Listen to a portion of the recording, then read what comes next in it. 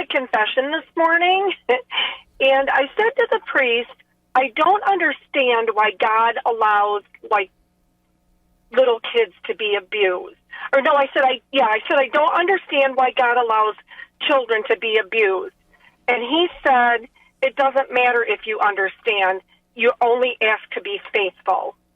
And I thought that was very harsh because I thought God didn't want us to be robots. That's why he gave us free will, right?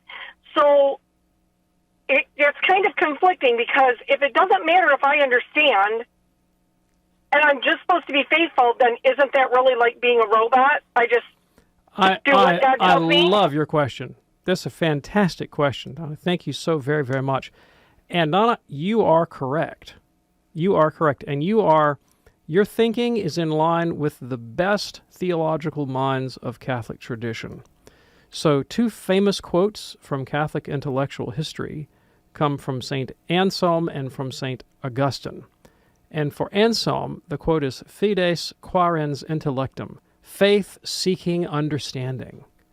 That the call of the Christian heart is, yes, to believe what God has revealed, but ceaselessly striving to make sense of it, to integrate it with our rational soul, to try to make sense of it in the context of our lives, of the world, of what we know about God, and the gift of reason, faith seeking understanding.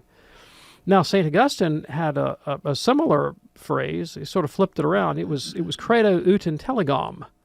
I believe in order to understand, underscoring that there are things in the world that escape our rationality.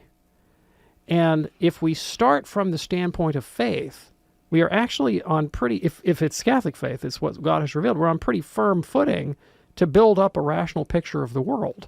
You know, Descartes didn't know if he existed or not, right? Well, you know, we can take that one not only on faith, but there are a lot of things like that we can take on the authority of the church. And from that vantage point, we can actually build up a pretty rational picture of the world. So faith can serve reason. Reason can serve faith. One thing the Catholic Church has always taught is they can never be in conflict. And the Church rejects as erroneous a position called Fideism.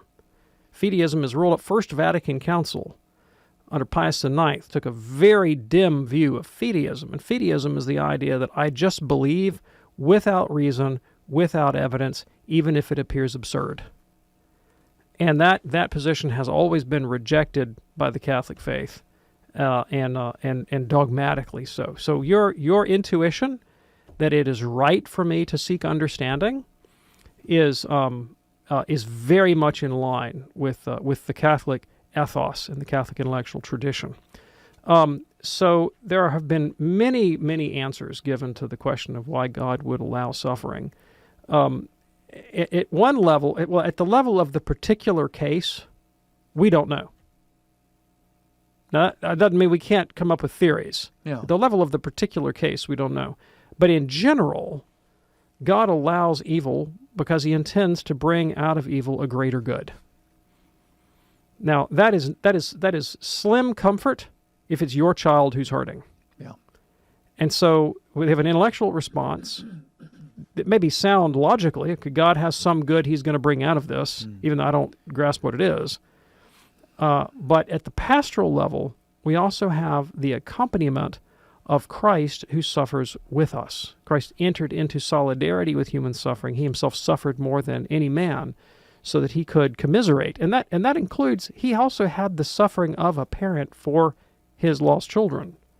"O Jerusalem, Jerusalem," he said, how often I have longed to gather you under my wings like a mother hen, and yet you were unwilling. Christ not only suffered in his own body, but he suffered that sense of parental loss and alienation for the child who suffers, and he can do nothing about it, right? So he knew what it was to be a human being in all dimensions of suffering to accompany us in that. Now that doesn't speak to the logical problem of evil, but it does speak pastorally and existentially to the psychological problem of evil.